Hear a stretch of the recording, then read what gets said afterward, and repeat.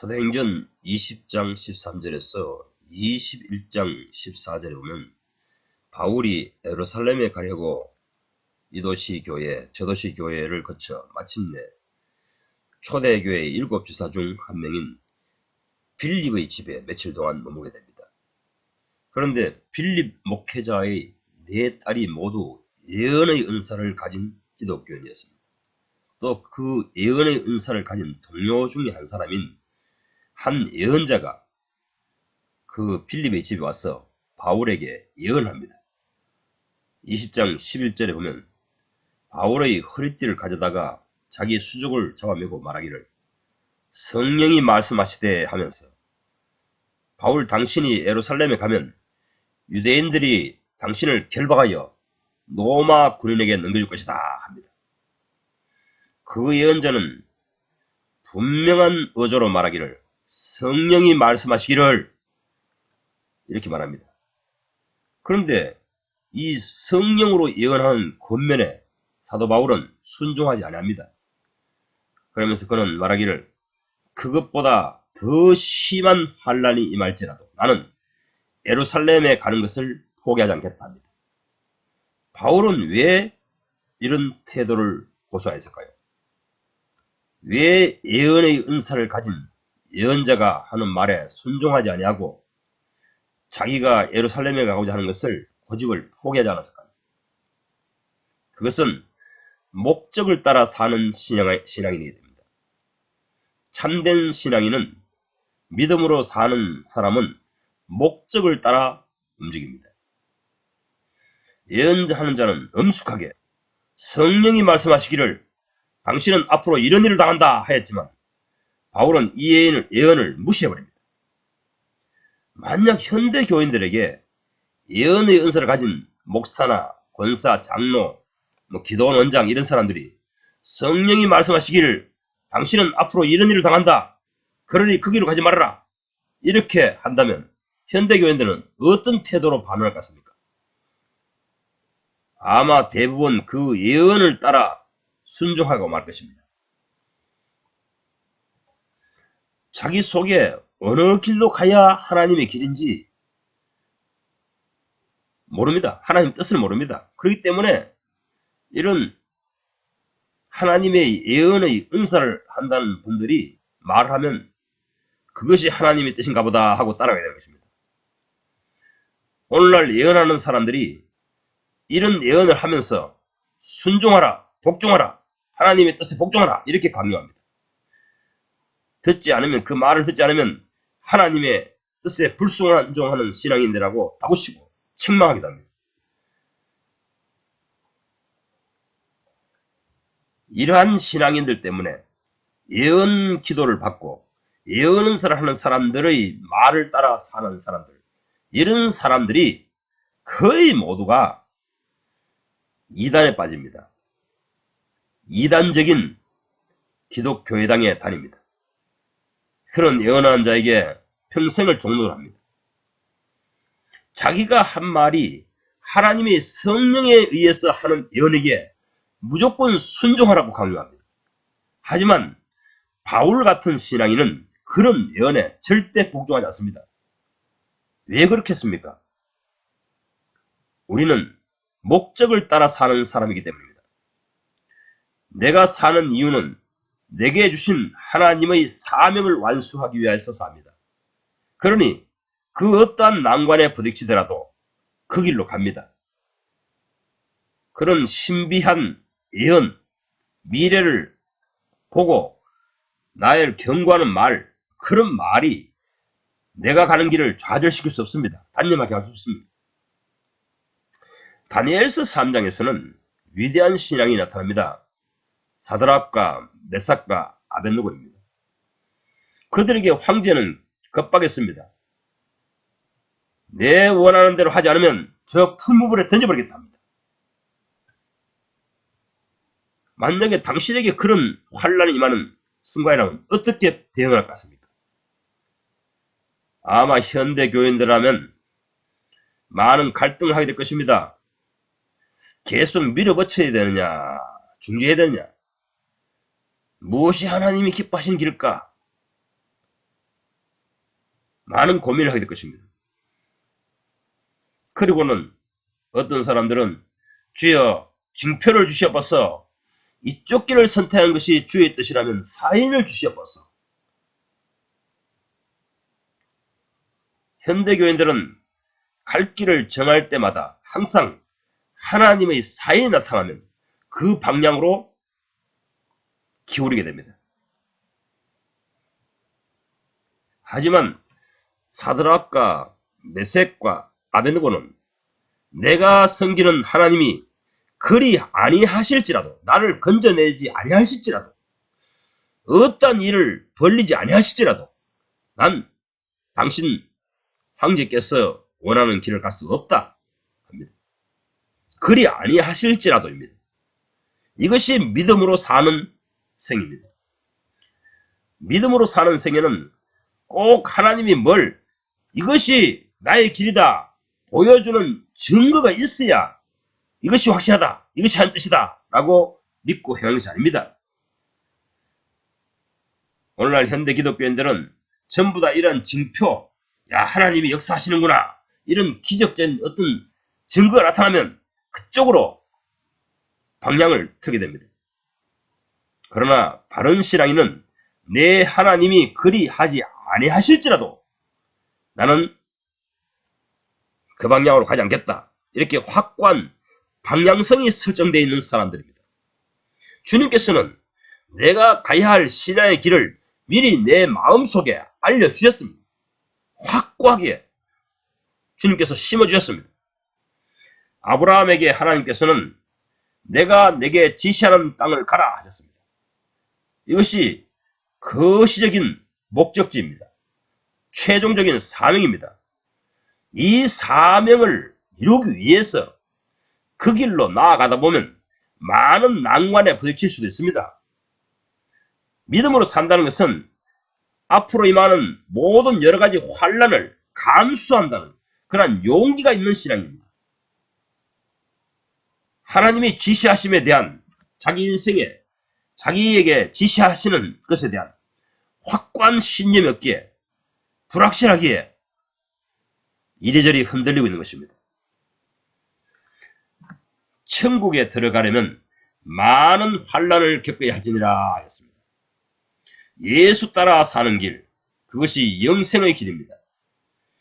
그리로 나아가다 보면, 예수 따라 살다 보면 많은 난관에 부딪히기도 합니다. 하지만 포기하지 않습니다. 단념하지 않습니다. 어떤 상황에 직면하더라도 절대로 그 길을 포기하지 않습니다. 그런데 현대 기독교는 예수 믿는 길이 어떤 길인가를 잘못 제시하고 있습니다. 육신이 편한 길이라고 설교합니다. 예수 따라 하나님 나라로 가는 길은 고난길이다, 육체가 고통스러운 길이다, 이렇게 알려줘야 바른 복음적인 설교입니다. 이 땅에서 잘 먹고 잘 살기 위해 예수 믿는 것이 아닙니다. 하늘을 위해, 하나님의 나라를 위해 예수와 함께 싸우다가 예수와 함께 하나님 나라에 들어가는 것입니다. 그래서 예수께서는 누구든지 자기 십자가를 지고 자기를 부정하고 나를 쫓지 않는 자는 내게 합당치 않다 하셨습니다. 나를 따르기에 적합하지 않는 사람이라는 것입니다. 자기 십자가, 또 자기의 육체의 욕망, 욕구, 원함을 부정하지 아니하는 사람은 예수님을 따라 살기에 부적합한 인간이라는 것입니다. 믿음이 없는 사람들입니다. 목적의식이 분명해야 됩니다. 목적을 따라 사는 사람이 되어야 됩니다. 안 그러면 늘 하나님을 시험하다가 땅에서만 예수 믿다가 하늘에는 들어가지 못합니다. 히브리서에서 그것을 경고하고 있습니다. 그들은 늘 광야 백성처럼 시험하다가 결국은 땅에서는 하나님을 섬겼지만 하나님의 안식에는 들어가지 못하였다, 이렇게 말하고 있습니다. 저희 카페에서는 요즘 존 번연의 죄인에게 임한 은혜라는 책을 묵상하고 있습니다. 거기에서 존 번연은 회고하기를 자신이 어린 그리스도인 시절에 늘 기드온처럼 하나님을 시험하며 섬겼다 합니다. 기드온처럼 하나님을 시험하게 섬겼기 때문에 하나님을 바로 섬기는 그리스도인이 아니었다. 이렇게 차함하게 됩니다. 사사기 6장 14절은 하나님께서 너를 미디안의 손에서 너의 백성을 구원하도록 보내겠다 하십니다. 그러자 6장 17절에 기드온은 하나님을 시험하여 가로되 내가 만일 이 소명을 완수하는 것이 주님으로부터 오신 뜻이라면 표징을 내게 보여주시옵소서 합니다. 표징이 나타나야 이것이 확실하다는 겁니다. 하나님의 뜻이라는 것입니다. 왜 그렇게도 하나님을 믿지 못합니까? 하나님께서 한번 너를 그리로 보내겠다. 그 방향으로 가도록 명령한다. 이러면 그대로 믿으면 됩니다. 근데 안 믿습니다. 불신앙으로 가득 찬 마음씨라는 것입니다. 사사기 6장 17절에 기드온은 하나님을 시험하여 가로되 내가 만일 이 소명을 완수하는 것이 주님으로부터 오신 아버지 하나님의 뜻이라면 표정을 내게 보여주소서. 이러한 신앙심으로 사는 기독교인들이 오늘날 기독교 신앙계에는 가득 차 있는 것입니다. 37절에 그는 하나님을 이렇게 시험합니다. 내가 양털 한 뭉치를 놓아둘 테니 내일 아침에 일어나서 제가 확인해 보면 양털에만 이슬이 있게 하고 주변 땅에는 말라 있으면 그때는 그것이 하나님의 뜻인 줄 알고 제가 실행하겠습니다. 오늘날 이러한 기독교인들이 얼마나 많습니까? 가짜 신앙입니다. 하나님에 대해서 불신하는 신앙입니다. 하나님이 한번 말씀하시면 그 말씀을 붙들고 계속 가야 되는데 중간에 계속해서 의심하면서 확신할 수 있는 증거를 보여달라고 하나님께 간구합니다. 이것이 하나님 뜻인지 저게 하나님 뜻인지 어디로 가야 됩니까? 뭐 어디로 이사해야 됩니까? 어떤 직장을 선택해야 됩니까? 누구와 결혼해야 됩니까? 이러한 많은 갈등을 가지고 하나님께 기도합니다. 그래서 어떤 비슷한 징표가 나타나면 바로 그 징표를 붙들고 하나님 뜻대로 살아야겠다는 모든 결심을 흔들어버립니다.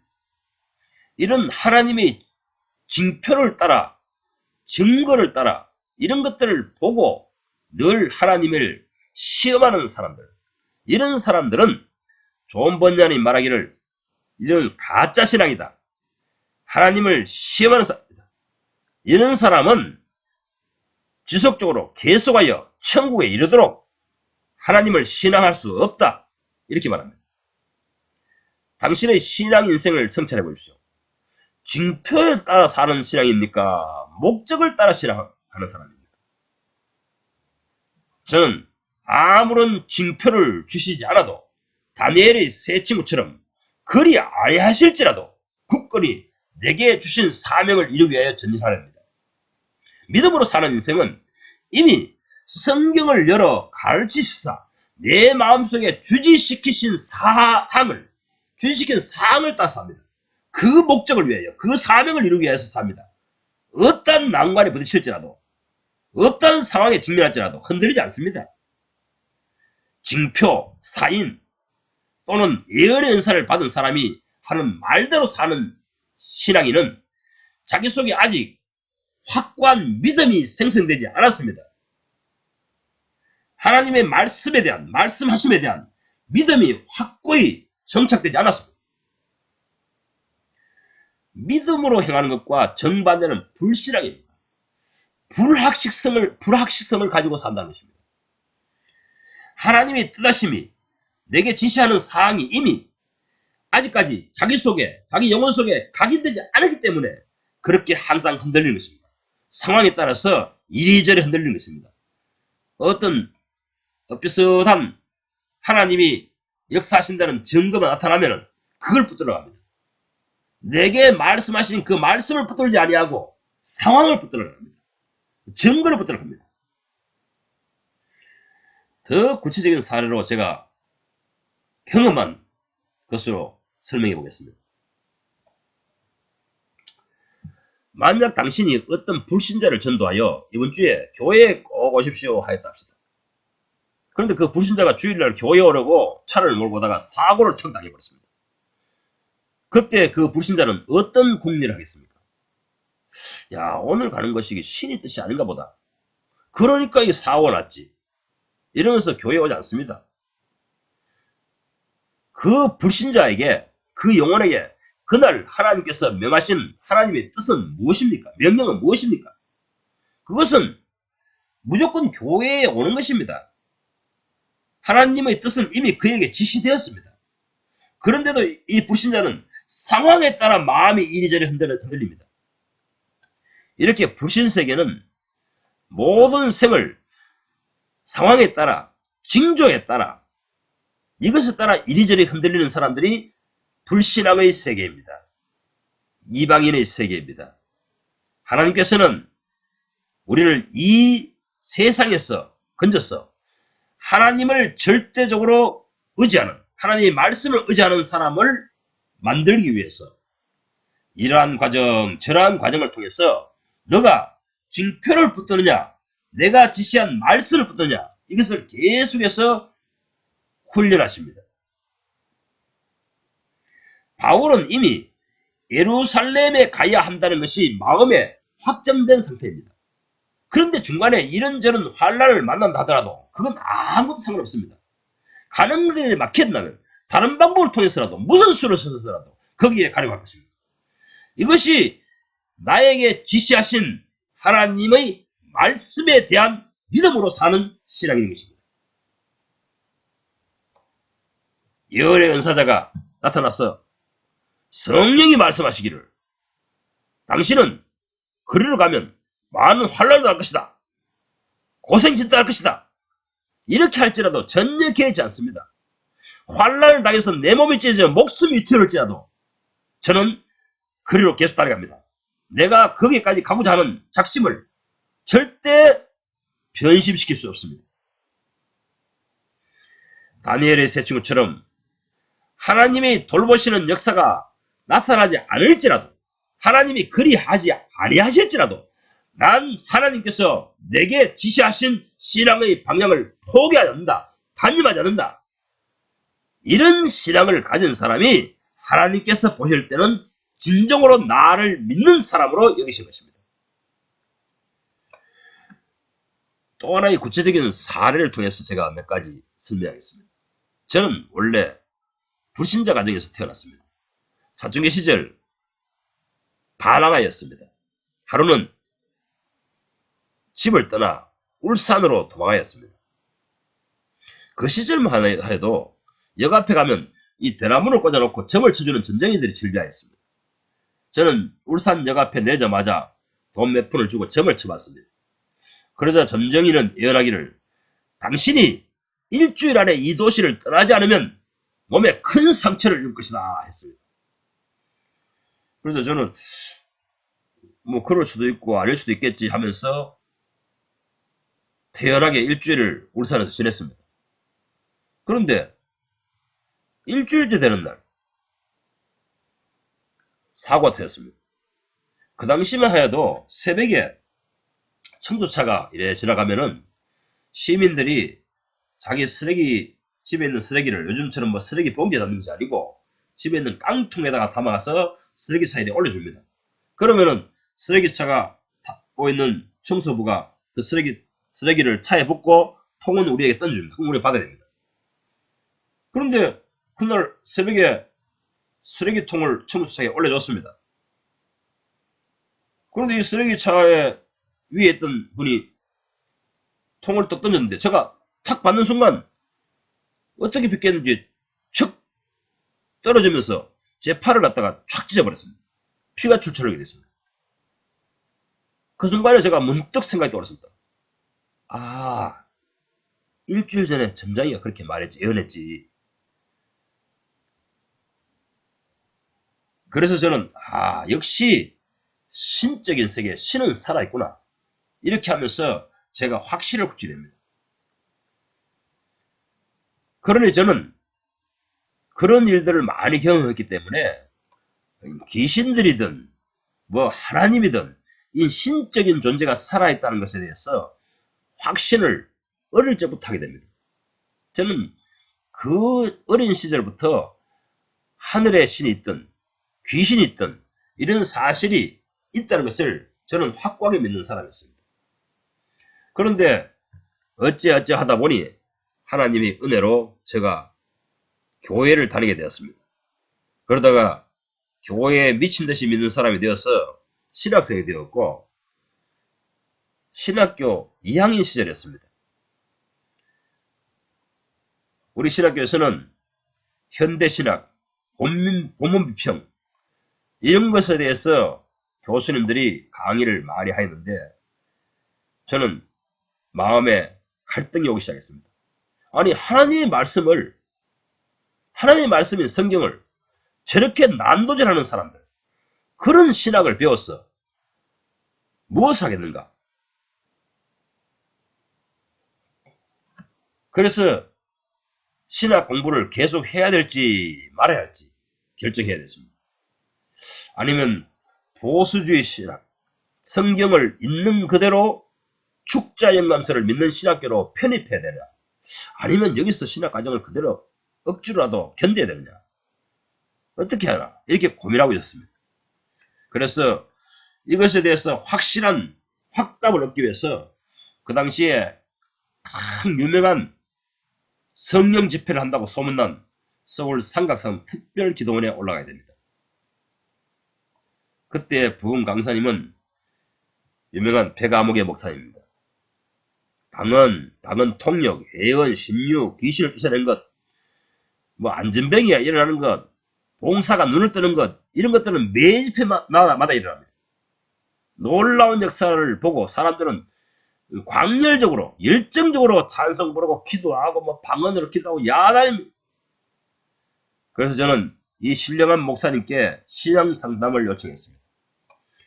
목사님이 숙소에 가서 기다리는데 앞에 몇십 명이 순서대로 쭉 앉아 있습니다. 그래서 순번대로 들어가서 안수 기도를 받고 오거나, 또한 궁금한 것은 그 목사님께 묻고 해답을 얻고 나오기도 합니다. 한 시간 가량 기다렸다가 내 차례가 왔습니다. 목사님 방에 들어가니 목사님이 잠시 제가 하나님께 기도하고 나오겠습니다 하시더니 꼴방에 들어갑니다. 그래서 거기에서 저에 대해서 기도를 뭐 중얼중얼 하시는 것이 소리가 들렸습니다. 그리고 이제 문을 열고 나오시더니, 사랑하는 나의 종아 걱정 말아라, 내가 널 인도하겠다 하시더니, 당신이 오늘 아침에 경상북도 경주에서 왔지요. 어디서 자랐으며 지금 어느 신학교 다니고 있죠? 네. 뭐 내 신상에 대한 말을 내가 한마디도 밝히지 않는데도 속속들이 다 아는 것입니다. 저는 뭐 그분이 정말로 하나님의 영에 충만해 있는 사람이구나, 정말 하나님의 사람이구나, 이렇게 하면서 뿅 가버렸습니다. 그러면서 그 목사님은 당신의 문제는, 오늘 문제를 안고 온 것은 지금 다니는 신학교를 그대로 다녀야 되느냐 아니면 말아야 되느냐, 이 문제로 지금 오셨죠. 예. 신학교 과정은 목사 되는 과정이니 그냥 양심을 억누르고 버티고 있어요. 학문은 학문일 뿐입니다. 거기에 다니도록 하시는 것이 하나님 뜻입니다 하시는 것입니다. 그래서 저는 그날 돌아오면서 많은 생각이 생겼습니다. 야, 이 신학교에 이 마귀새끼 같은 교수들이 하나님의 말씀을 100% 믿지도 아니하고, 하나님의 말씀은 말씀대로 100% 믿으면 안 된다고 말하고, 성경은 100% 하나님의 말씀으로 한 구절 한 구절 다 쓰여진 것이 아니고 어느 것은 믿고 어떤 것은 믿지 못한다, 이러한 현대신학을 계속 배워야 되느냐, 이렇게 많이 고심하면서 내려왔습니다.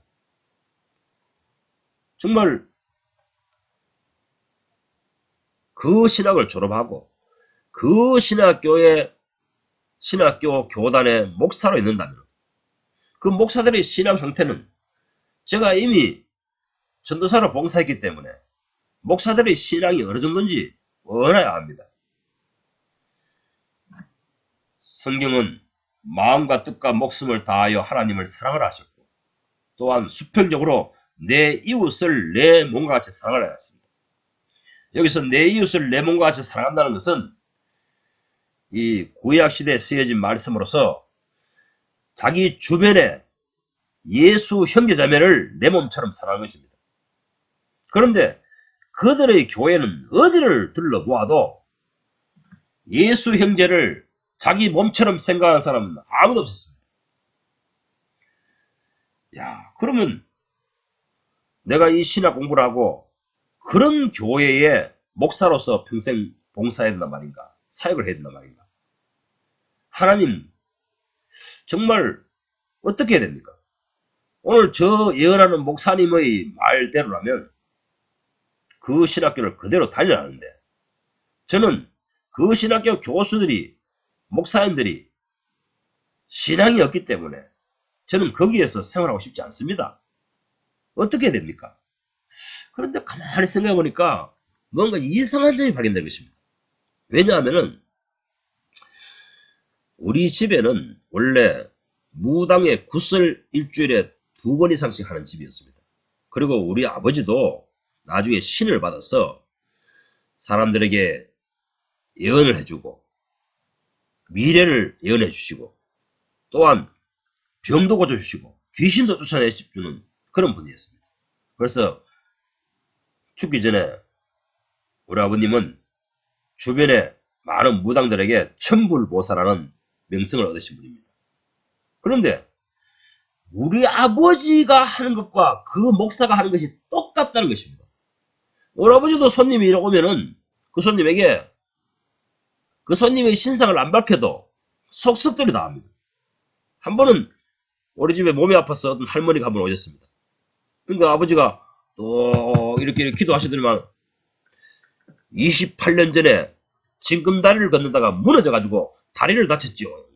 그 할머니 깜짝 놀란 겁니다. 안 봤는데도 안 말했는데도 다 아는 겁니다. 그러니까 이것은 자기가 신에게 충만해 있는 신적인 사람인 것을 자기 스스로 증명하는 것입니다. 입증하는 것입니다.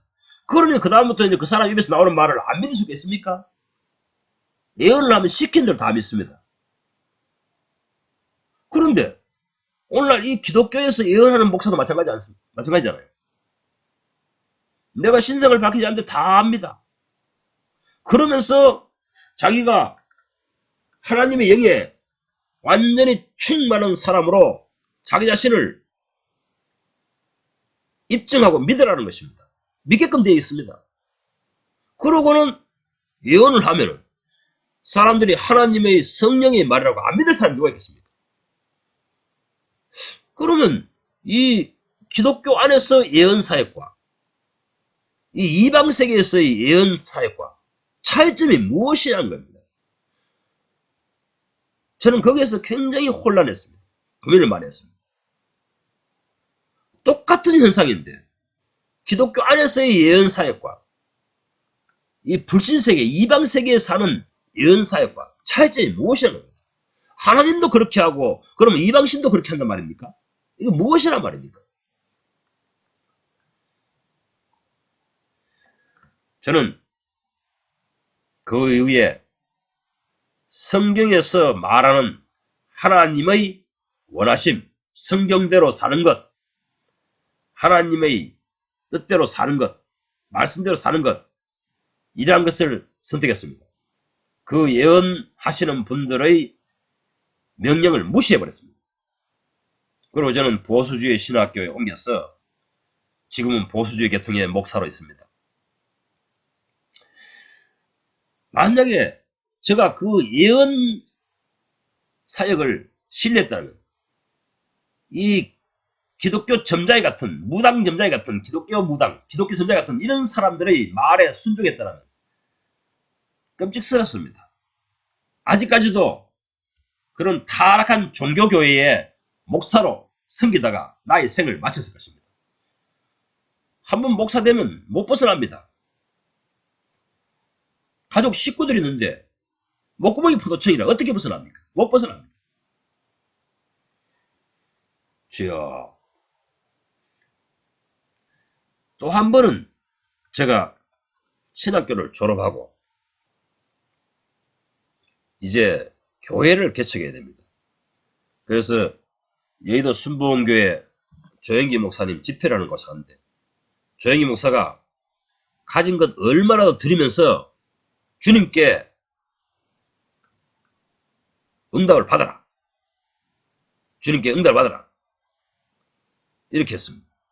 그래서 제가 그날 주문을 다 틀어서 헌금을 드리면서 하나님께 진심을 기도했습니다. 하나님, 이 개척교회를 할 길을 열어주시옵소서. 어느 길로 가야 됩니까? 주여 길을 열어주시옵소서. 제가 진심으로 내 가진 거 다 드렸으니 하나님께서 분명히 응답하실 줄 믿습니다. 이렇게 하고는 내려왔습니다. 그래서 이제 제가 그 당시에 신학교 다닐 때에 학비에 도움을 주던 분이 우리 집안 중에서 가장 큰 신앙 좋고 경제력이 좋은 고모님이었습니다. 그래서 이제 고모님을 만나러 갔습니다. 고모님을 만나러 가니까 저를 데리고 이 고모님이 다니는 그 예언, 신유, 방언 통역 이런 거를 아주 신통한 능력을 가진 기도원 원장님께 저를 데려간 것입니다. 그래서 제가 그 기도원에 올라갔어요. 저를 앉혀놓고 우리 고모님을 앉혀놓고 그 기도원 원장이 예언을 했습니다. 이제 하나님의 종으로서 다 겸비되었으니 당신은 당신의 가진 재산으로 이 조카를 도우라. 개척하도록 돈을 보태주라. 이렇게 했습니다. 이렇게 예언하니까 우리 고모님은 또 예언만 하면 그대로 순종하는 분이라서 그걸 믿고 저에게 개척 자금을 주면서 대구 비산동에서 개척교회를 시작하였습니다. 그래서 저는 아주 기뻐했죠. 야, 정말 하나님께서는 내게 어떤 사인을 보내주시구나. 증거를 보여주시구나. 이렇게 저는 그런 하나님을 믿고 열심히 하나님을 섬겼습니다. 근데 이제 개척교회를 해가지고 보증금을 걸고 집세를 주고 이랬는데 이 고모님이 3개월 만에 갑자기 뇌졸병에 걸려서 쓰러져서 죽어버렸어요. 죽자 자손들이 그 자산을 전부 유산을 물받고 나니까 개척교회 스폰서가 깨어진 것입니다. 그래서 그 당시에 그 기도원 원장님 시키는 대로 그 대구 비산동에 건물도 큰 건물 놓고 시설을 엄청나게 하고 돈을 투자 말해야 했습니다. 그러니까 교인 몇 명 없는데 그 개척교회들 유지하려고 하니까 버텨낼 수 있습니까? 그래서 고모님이 돌아가신 다음에 바로 그것을 끊어버렸습니다. 개척교회를 중단하게 되었습니다. 그 이후로 저는 주님 앞에서 주님, 바른 길이 무엇입니까? 내가 어떻게 해야 됩니까? 어느 길로 가야 됩니까? 주님께 다시 부르짖기 시작합니다. 그러자 주님께서는 그 이후로 너의 신앙이 잘못되었다. 너가 내가 시킬 만한 사역자가 되어야 되는데 너는 현대 기독교가 종교화된 기독교가 쓸만한 종이 되어 있지 않느냐. 먼저 너 자신을 하나님의 일을 할 만큼 된 그러한 신앙을 가진 사람으로 너 자신을 단장하라. 장비하라. 이렇게 마음속에서 솟구쳤습니다. 그때부터 제가 이 바울의 사역, 바울의 믿음, 바울이 왜 예언을 무시해버리는가, 이것을 알게 됐습니다. 이미 방향은 결정되어 있습니다. 아니면 설정되어 있습니다. 이미 하나님께서는 어떻게 믿어야 하며 어느 방향으로 나아가야 될지 이미 방향 설정을 했습니다. 그런데도 불구하고 사람들은 상황에 어떤 자기 생각에 좋아 보이는 상황만 나타나면 거기에로 편향해버립니다. 기울여버립니다. 이러한 현대 기독교인들은 하나님의 말씀을 따라 사는 신앙인들이 아닙니다. 믿음을 따라 사는 사람들이 아닙니다. 징조를 따라 사는 사람들입니다. 우리가 이러한 신앙에서 벗어나야 됩니다. 정말 하나님께서 원하시는 길을 걷고 있는 사람이 되어야 됩니다. 하나님께서 내 마음속에 각인시켜 주신 거시적인 목적을 따라서 사는 그리스도인이 되어야 됩니다.